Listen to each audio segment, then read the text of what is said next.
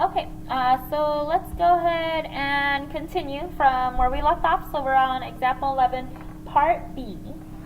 So this is asking what's the probability of C given A. So the probability, the chances that C is going to happen given that A has already happened. So I'm going to go ahead and write that down.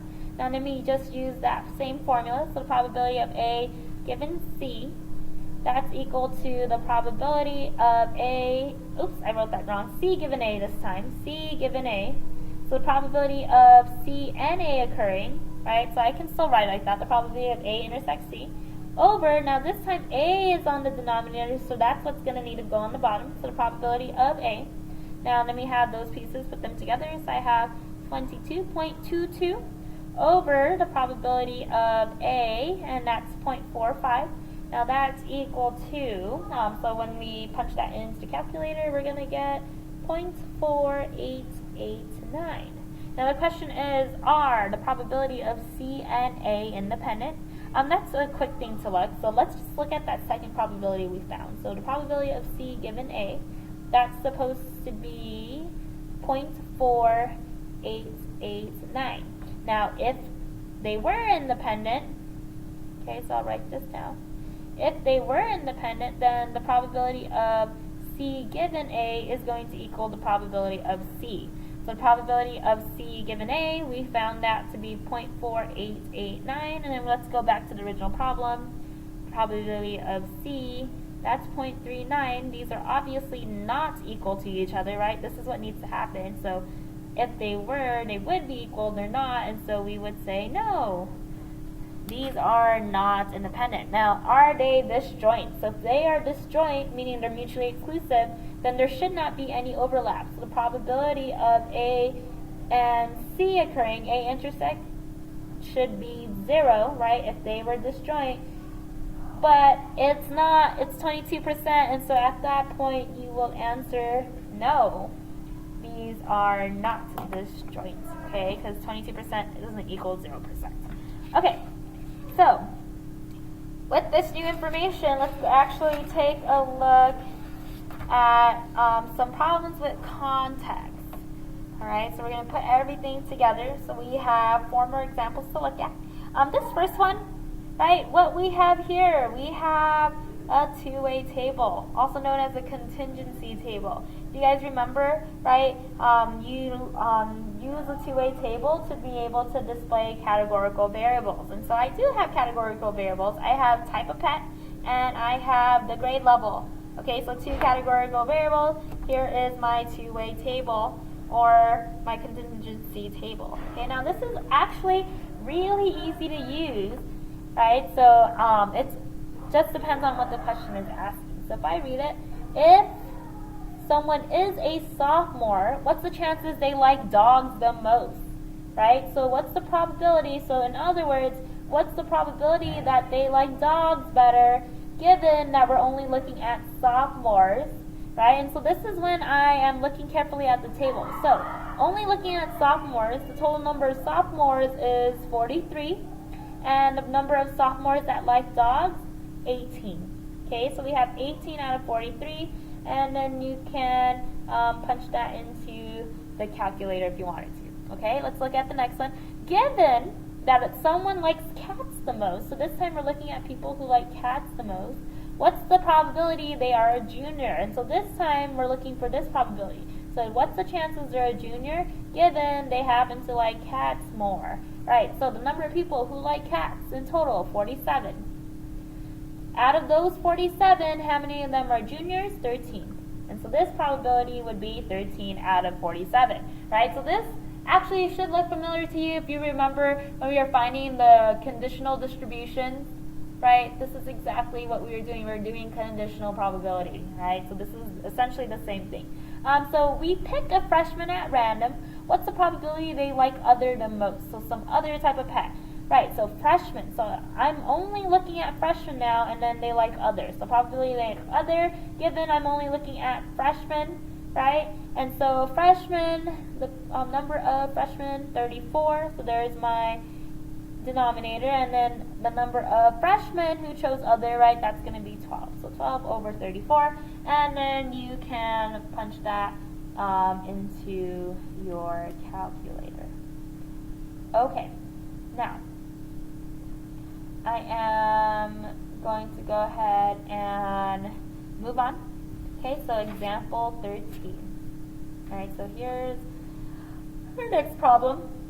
So, in a bag of gummy bears, 12 were red, 8 were green, 9 were orange, and 10 were yellow.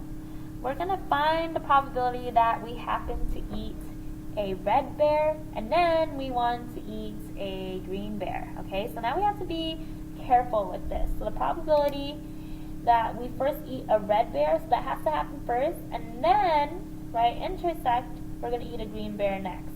Now be careful. Think about this. So if I have my bag of gummy bears, and I want to eat the red one first, right, I'm essentially asking what's the chances that I first choose a red one. Okay, so there are 12 red, and in total, so 12 plus 8 plus 9 plus 10, that's going to be 12 plus 8, let me look, I think that's 39, so 12 plus 8 plus 9 plus 10. We have, yep, 39. Okay, now we picked the red one, we ate it. What's the chances that the second one is green? Well, there are 8 green in total, but now there are only 38 gummy bears left. Okay, so you want to be careful because you already ate that red one, so now there's only 38 left, and so that changes, and then you want to go ahead and multiply that out. Okay, so we have 12 times 8, 96, and then we have 39 times 38, that's 1482. Now I want to actually write that as a percentage so that we have a better idea of the chances.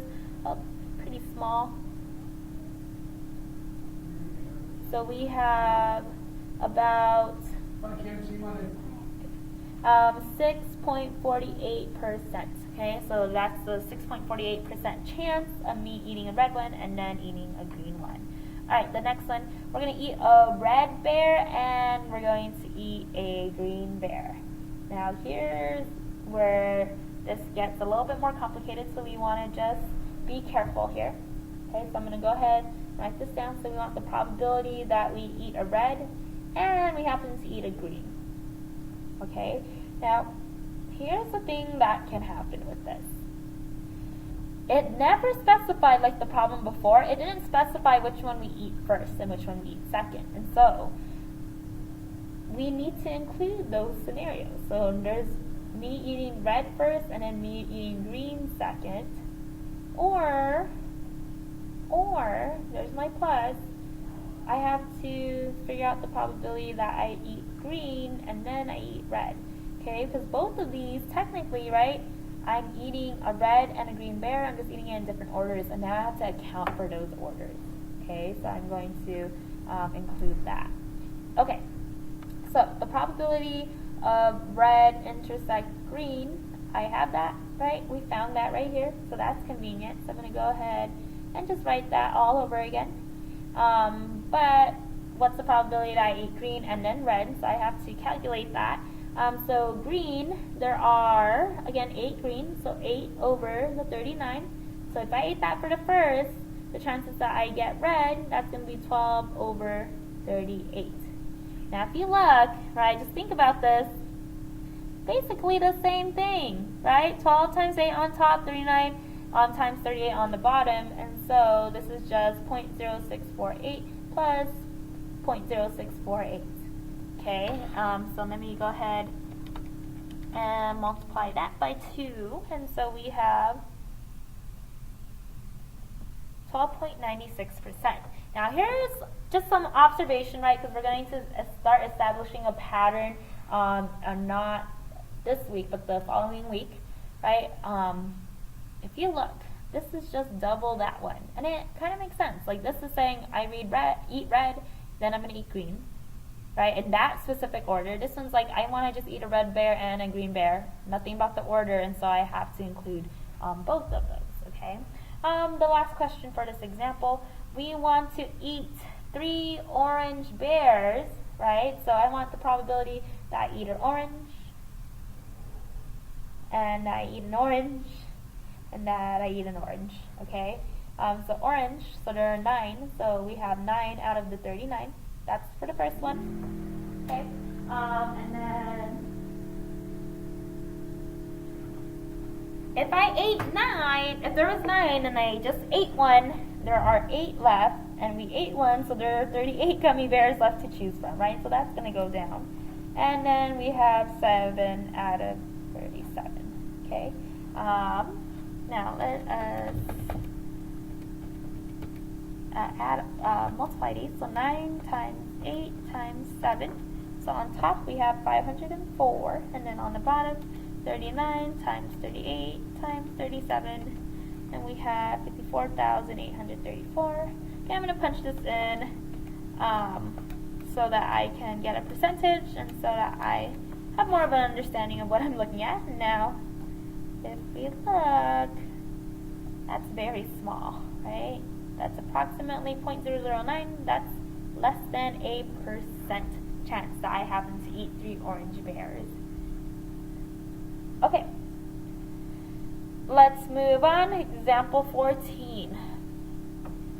Alright, so suppose 40% of the cars in your area are manufactured in the US, 30% in Japan, 100% in Germany, and 20% in other countries. If cars are selected at random, find the probability that a car is not US made, and then a bunch of other probabilities that we need to do. Okay, so we got some initial information. I'm going to actually organize that initial information over here. So the probability that it is manufactured in the US is 40%, so 0.4. The probability that is manufactured in Japan is 0.3. Probability that's manufactured in Germany is 0.1. And then the probability that is in manufactured in another country, right, that's going to be 0.2. Now if I add that, right, so I have 0.7, 0.8, 1, right, 100%, right, so everything's taken care of, and this is a valid little sample space that we're looking at. Okay, probability that it is not US made, so I basically want the probability of US complement, right, the complement of this, so 1 minus 0.4, that's just going to be 0.6, okay, so that one is quick. Next one, the probability that it is made in Japan or Germany, so probability that is made in Japan, or, so that's union, Germany, right, so all I have to do, right, these are mutually exclusive, you can't be made in both, right, there's nothing here that said that, so I'm going to go ahead and just add those probabilities. So the probability it was made in Japan, 0.3, probability that it was made in Germany, 0.1, and so we got 40% here. Okay, so we are in our neighborhood. What's the chances that we happen to see 2 in a row from Japan? Probability of Japan, and then Japan. Okay, just because you see a car made by Japan for the first car that you happen to see, does that now change the probability of you looking at another Japanese car? No, not really. Like, it doesn't really affect, like, just because you already saw a Japanese car doesn't mean it's going to now make it more likely or less likely, okay? So I'm going to go ahead and treat those as independent events, and so I would just need to multiply the probability of a car being made in Japan, which is 0.3, by the probability of a car being made in Japan, which is 0.3. And so we get 0.09. Okay, this one. None of the cars came from Germany, right? So none of the 3 cars. So we're selecting 3 cars. So the probability that it's not from Germany, not from Germany, not from Germany. Okay, that's the easiest way, right? Because otherwise I could be like, okay, the probability that it's from US, Japan, or other. US, Japan, other, US, like, just use the wording. It says not in Germany, so use the complement, right? So the probability that it's not in Germany, intersect not in Germany, intersect not in Germany, right? So that's just going to be 0.1 times, sorry, not 0.1. 0.1 is the probability of it being in Germany, so the complement is 0.9 times 0.9 times 0.9, and that's going to be 0.729 after you punch it into the calculator. Okay, next one. At least one of the 3 cars is US made, so at least one of the 3 cars is US made. Now this one is interesting. At least one. Okay? 3 cars. So if you're saying at least one, you're saying you're going to have 1, 2, or 3. I am going to take the complement of just not having any. Okay, so here's how I would do this problem. 1 minus the probability of US complement intersect US complement intersect US complement. Okay, I'm setting it up this way, right? Because at least 1 means you want 1, 2, and 3. You don't want to have 0. So why not just find the probability of, that's what I'm looking for, the probability that none are US, none of the 3 cars are US, and then just find the complement of that one, right? This is actually going to make the problem really easy for us, because if we wanted to do it another way, we would have to first find the probability that it's 1 car, and then we have to add it, and then we have to find the probability that 2 out of the 3 are US made, and then 3 out of the 3 are US made, right? And then we have to think about the different ways that can happen, because it could be the first car, the second car, the third car. This could be the first 2 cars, the last 2 cars, the 2 outer cars, right? There's like 3 combinations there. Like, there's too much to account for, so why not just find the exact opposite and then just find the complement of that, okay? Now, if that's confusing to you, then you need to make sure that you ask me about that in class, and I can demonstrate that better for you, okay? So here, 1 minus, I want the US complement, so we found that up here, that's 0.6, times 0.6, right, for the second one, and not the US made for the last one, 0.6, okay? And then when you punch that all in the calculator, you're going to end up with 0.784. Okay. Last one. The first Japanese car is the 4th one you choose. So I want specifically this. The first car is not Japanese. The second car is not Japanese.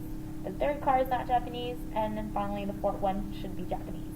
Okay, so not Japanese. The complement of Japanese is 0.7, right? So I'm going to have 0.7 times 0.7, right? And times another Japanese complement, 0.7 times Japanese. So now I want the 4th to be Japanese, so I'm going to multiply by 0.3.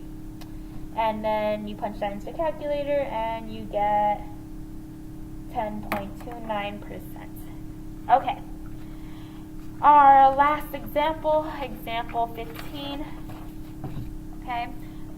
So I have let's see, it looks like a local track meet. Okay, so at a local track meet, 62% of the participants were girls, 29% of the participants were from private schools, and 18% of the participants were girls from private schools. Okay, so it looks like we have 2 events, being a girl and going to private school. Okay, here's what I want to do. I'm actually going to make a Venn diagram. So let me just identify my pieces. So the percentage that were girls, that's 62%. The percentage from private schools is 29%. And then the percentage of you being, the probability, right, the probability of you being a girl and being from a private school, that's 18%. Okay, so I'm just pulling that from the given information. Now I'm going to go ahead and make a little Venn diagram, because I think that's going to help me here, so that I just have a visual of what's happening. Okay, so this one would be if you're a girl, this one's you going to private school. Probability of both is 0.18. Okay, 62% of the participants were girls, right? So I'm going to fit that in there. Now keep in mind, you already have that 0.18, right? So 0.62 minus 0.18 is 0.44, so that's what it's going to go over there. And then for private school, 29% go to private schools. Right now I already have 18%, and so we need that 11%. Okay, so this is if you fill in one of those. Now you can not go to public school. You could also be a boy not going to public school, and you could just be, so you're going to be out here, right? So I'm going to add these up, 0.44 plus 0.18 plus 0.11, and that's going to be 0.73, which means this is what's left out here. Okay, so this is the probability that you're not a girl, you're not a girl, or you don't go to private school. Okay, so that's that. So the first question, what's the probability that a randomly selected student was a girl, so you're in here, or you go to a private school, or you're in here. So that's just me adding all of that together. Right, so let me do my notation. So the probability of being a girl or going to private school, that's going to be 0.44 plus 0.18 plus 0.11, which we said was 0.73. Right, that's how we found that 27%, because we took the complement of that. Next one, what's the probability that a randomly selected girl was from a private school? So the probability that you're from a private school given, we're only looking at girls, right? It's the wording. So we're looking a randomly selected girl, so that's the given. So probability of going to private school, but and being a girl. Okay, so this conditional probability, we want to think about that formula. So the probability of the intersection, so private school and being a girl, over the probability of being a girl. Okay, so that's going to be the intersection, 18%, over the probability of being a girl is that 62%. And when you punch that into the calculator, 0.2903. Next one, what's the probability that a randomly selected public school student was a girl? Okay, so let's be careful. Public school, meaning not private, okay? And so that's basically, we're saying, what's the probability of selecting a girl given you're looking at not private school students? Not private school students. Okay. So, again, let's think about our equation. So the probability that you are a girl and going to public school, right? That's what that's saying, over the probability that you do go to a public school. Okay, so probability of girl intersect private, not private. Okay, you have to be a girl, but you can't go to private school, so that's going to be this little piece right here. That's 0.44. And then not private, okay, so not private, so I don't want to be in that circle, so I have 0.44 plus 0.27, okay, and that's going to be 0.71. And then when you punch that into the calculator, we have 0.6197. Is being a girl and being from a private